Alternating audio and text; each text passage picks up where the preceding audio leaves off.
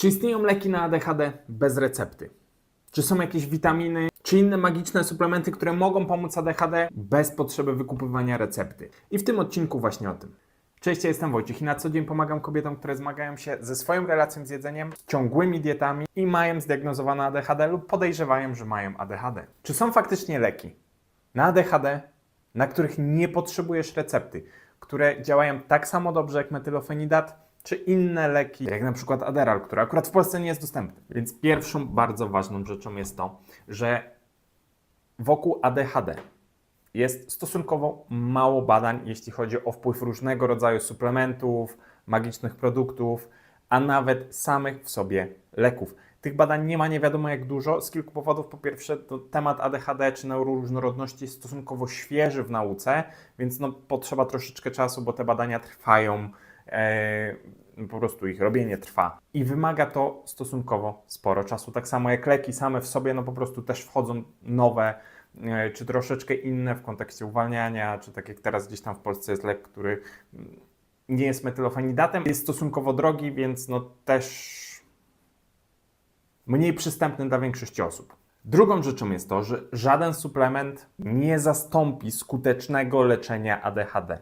I czy to jeśli chodzi o aspekty psychiatry, psychologa, ale generalnie tak naprawdę ADHD potrzebuje zaopiekowania na różnych poziomach, tak? Leki dla większości osób nie rozwiązują wszystkich problemów, one mogą pomóc, ale nie są rozwiązaniem wszystkiego, co się dzieje, bo warto po prostu nauczyć się pewnego rodzaju obsługi tego ADHD. Ale są faktycznie rzeczy, które mogą wspomóc Twoje funkcjonowanie, jeśli chodzi o ADHD i tutaj faktycznie pewnego rodzaju suplementy czy triczki, myczki z tym jedzeniem mogą pomóc, czy z tą dietą, ale pamiętajmy o tym, że większość tych dowodów, tych badań na temat tego jest stosunkowo średnia, jeśli chodzi o jakość. Znaczy są pewnego rodzaju badania, ale one nie są idealne.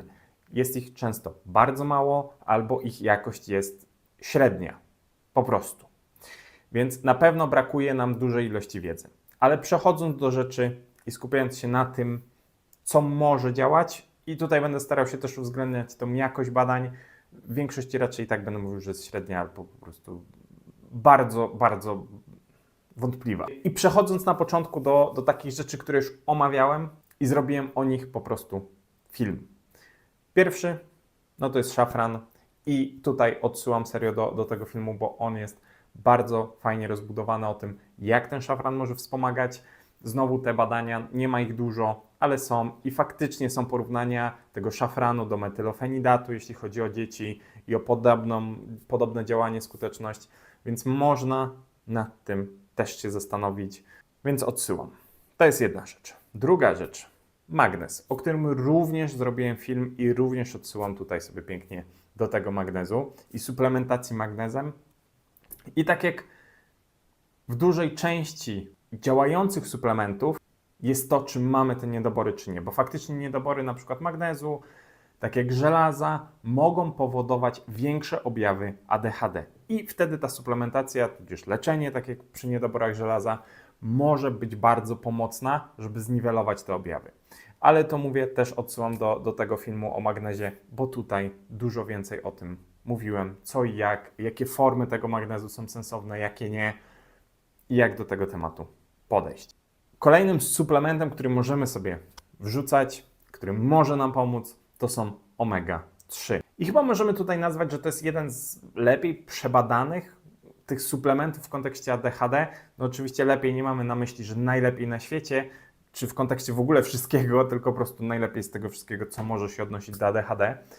Ale znowu trochę skłaniamy się ku temu, że po prostu dzieci z ADHD mogą, przynajmniej tak w tych badaniach wykazuje się troszeczkę, albo się takie dobiera, to jest też zawsze pytanie, tego, że faktycznie te poziomy omega-3 są po prostu obniżone, jeśli chodzi o EPA, DHA. I raczej tutaj te badania w pewien sposób sugerują, że ważniejsze w tych omega-3 to jest ten skład albo ilość tych kwasów EPA. I było takie badanko, które porównywało omega-3, porównywało to razem z cynkiem, i oczywiście placebo. I faktycznie gdzieś tam ta omega-3 miała najlepsze wyniki w stosunku do cynku i do placebo. I w mojej opinii ogólnie, czy masz ADHD czy nie, warto suplementować omega-3, zwłaszcza w momencie, kiedy tych ryb, tłustych ryb nie jemy. A bardzo często w kontekście po prostu diet osób neuroróżnorodnych, no potencjalnie będą występować pewnego rodzaju niedobory ze względu na to, że jest większa szansa na wybiórczość pokarmową, na tekstury, różne tego rodzaju rzeczy, więc raczej ogólnie to omega-3 warto suplementować, warto poszukać dobrej jakości oczywiście tych suplementów i może to być po prostu pomocne, bo ogólnie też neuroprotekcyjny, nie? Więc po prostu będzie chroniło nam nasz mózg. Kolejną rzeczą to jest cynk. Znowu sprowadzamy się do tego, że największe efekty były u dzieci, które te niedobory cynku miały. No i właśnie do tego się sprowadzamy, do tych niedoborów. I z jednej strony moglibyśmy się zastanawiać, no dobra, no ale no to po co mam suplementować, jak nie mam tych niedoborów? Fajnie jest sprawdzić w ogóle sobie na badaniach, czy mamy te niedobory, czy nie. To jest jedna rzecz, ale drugą rzeczą bardzo istotną jest to, że faktycznie te osoby neuroróżnorodne, czy jeśli chodzi o spektrum autyzmu, czy ADHD, no mają większą szansę po prostu wystąpienia niedoborów, bo właśnie ta dieta jest pewnego rodzaju problematyczna. I idealnie też możemy tutaj podciągnąć to żelazo, którego znowu te niedobory i ta suplementacja, w sumie leczenie niedoborów żelaza poprawia po prostu funkcjonowanie dla osób z ADHD. Tak? Zmniejsza te objawy ADHD, ale tak naprawdę one są zaostrzone przez te niedobory. I teraz czasami może być ciężko rozróżnić, kiedy te objawy są zaostrzone przez niedobory, no a kiedy poprawiamy po prostu nasze funkcjonowanie, bo dany suplement po prostu działa na zasadzie, że działa, bo go bierzemy, a nie, że uzupełnia nam braki występujące z diety. L-tanina, której w kontekście ADHD moglibyśmy pominąć w sumie, bo ta ilość badań, a w sumie jakość tych badań, jakby całość kompletnie nie ma sensu i one nie są znaczące, znaczy nie odpowiadają w ogóle sensowi, bo po prostu to jest tam 5 chłopców na badaniu. No to nic nam nie mówi. Ale generalnie samo w sobie akurat to, co wiemy, jeśli chodzi o L-teaninę, to to, że ona faktycznie połączona z kofeiną w proporcji 2:1, ona będzie dawała fajne efekty w kontekście skupienia. Znaczy ten motyw pobudzania się kofeiną z dodatkiem L-teaniny będzie o tyle ciekawy, że powinniśmy się wtedy w teorii skupić właśnie na tej jednej rzeczy, a nie być pobudzeni i roztrzepani, tylko gdzieś tam ten fokus powinien bardziej się usystematyzować. I faktycznie o tej L-teaninie możemy pomyśleć o wdrożeniu jej jako suplementu, czy do kofeiny, czy po prostu sprawdzenia sobie, jak się funkcjonuje na tej L-teaninie na co dzień, bo może to być pomocne, patrząc na to, że osoby z ADHD piją dosyć dużo tej kofeiny na co dzień. Moglibyśmy też porozmawiać o Bakopie, ale szczerze jakoś mocno mnie ten aspekt akurat nie przekonuje. Jasne, adaptogeny są rozwinięte i można by było o nich pomyśleć jakby w kontekście funkcji, jakie one spełniają ogólnie i jak działają, a nie w kontekście tylko ADHD i faktycznie ta Bakopa mogłaby tutaj w jakichś przestrzeniach pomóc, ale musimy pamiętać też, po prostu chcę to wrzucić tutaj, bo jeszcze będziemy rozmawiać o różnych witaminach i innych pewnie aspektach, ale tego, że im więcej suplementów bierzemy, tym większa szansa w jakiś sposób zanieczyszczenia tych suplementów. I to jest o tyle istotne, że dobra, może nie jesteśmy zawodowymi sportowcami, gdzie faktycznie o to zanieczyszczenie powinniśmy dbać dbać, żeby nie wyszło to na kontroli antydopingowej, ale no, potencjalnie narażamy się na to, że będziemy brać coś, czego nie chcemy brać, bo rynek suplementów w Polsce nie jest regulowany na zasadzie tego, że faktycznie w 100% przypadków to, co jest napisane na opakowaniu, to dostajemy. I dobrym przykładem tutaj mogą być różne dramki, które się działy na przestrzeni ostatnich lat, chociażby z SFD. I dlatego bardzo mocno przestrzegam przed tym, żeby nie brać po prostu całej tablicy Mendelejewa, jeśli chodzi o suplementy, tylko starać się to ograniczać do minimum, do tego, co działa i jak już wdrażać coś, to po kolei, pojedynczo, na zasadzie tego, żeby sprawdzać, czy i jak na Ciebie to wpływa. Ciekawym elementem są probiotyki. I absolutnie nie zachęcam do teraz brania i kupowania probiotyków, bo po pierwsze, żeby one miały sens, to muszą być celowane, wybrane, jakby to jest bardzo skomplikowany temat, ale istnieją po prostu na razie takie malutkie przesłanki, na razie malutkie światełko w tunelu tego, że faktycznie ta probiotykoterapia może pomagać w objawach z ADHD. Tego, że po prostu ten wpływ bakterii jelitowych może mieć wpływ na to, jak my się też gdzieś tam zachowujemy, czy jak łatwo nam w pewnych obszarach sobie radzić. Więc to jest bardziej ciekawostka. Raczej na tym etapie bardzo bym uważał z probiotykoterapią na własną rękę, bo może się to skończyć przerostem flory bakteryjnej, SIBO czy innymi problemami jelitowymi. To nie jest tak, że możemy sobie coś brać i nie będzie to miało żadnych konsekwencji, tylko po prostu może je mieć i one nie będą przyjemne. I teraz jeśli chodzi o witaminy. Witamina D. Ponownie niedobory tej witaminy D mogą skutkować większymi objawami ADHD i musimy pamiętać o tym, że akurat to fajnie jest suplementować w Polsce przez cały rok, to jest jedna rzecz. Druga rzecz, fajnie monitorować poziom witaminy D, bo 90 albo 95% Polaków szacuje się, że ma niedobory witaminy D. Więc no, tutaj jakby też te osoby z ADHD no, nie są wykluczone w tym nagle, że jesteśmy w 5% tylko.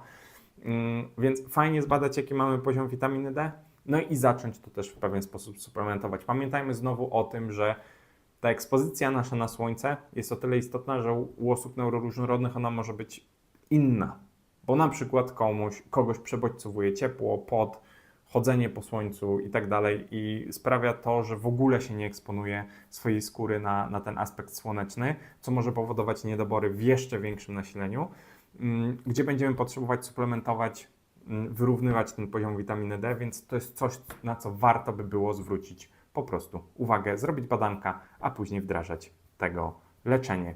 I ciekawy aspekt jest, jeśli chodzi o witaminy z grupy B. B6, B12, kwas foliowy.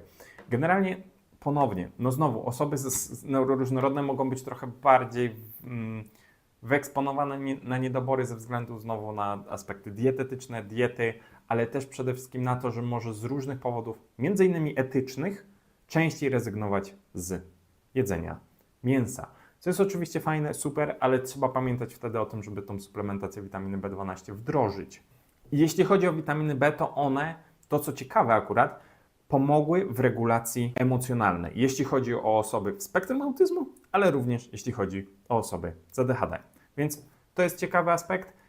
Nad tym można się zastanowić, nad tym, żeby wdrożyć też suplementację witaminy z grupy B i też fajnie zobaczyć, jak ta nasza dieta wygląda, czy nie wyeliminowaliśmy tych produktów odzwierzęcych, mięsa i czy nie musimy po prostu też wdrożyć tej suplementacji takiej powiedzmy zastępczej, żeby nie wywołać niedoborów. Jeśli chodzi o takie pojedyncze badania, też żebyś po prostu wiedziała, jak się natkniesz na różne dziwne rzeczy w internecie, jest dużo.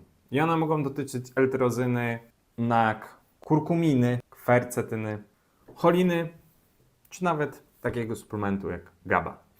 I tak jak na przykład z tym ostatnim, może ktoś wyciągnąć sugestię tego, że faktycznie osoby z ADHD mają znowu niższy poziom GABY i ta suplementacja może pomóc. Jakby mamy mało informacji, mało badań i na ten moment w różnych obszarach, tak jak mówiłem, najważniejsze jest to, jak Ty się czujesz i żeby wprowadzać różne rzeczy pojedynczo, sprawdzając je, jak one na Ciebie wpływają. Jasne, nadal mamy efekt placebo i on może występować dla nas, ale żeby to na tym gdzieś tam bazowało koniec końców, bo nie mamy wystarczająco dużo informacji. O którym suplemencie Ty chciałabyś usłyszeć więcej w kontekście ADHD? Bardzo chętnie zrobię o tym filmik. Dawaj swoje sugestie w komentarzach, zostawiaj łapkę w górę, żeby wspomóc w walce z algorytmami YouTube'a. Dzięki, cześć.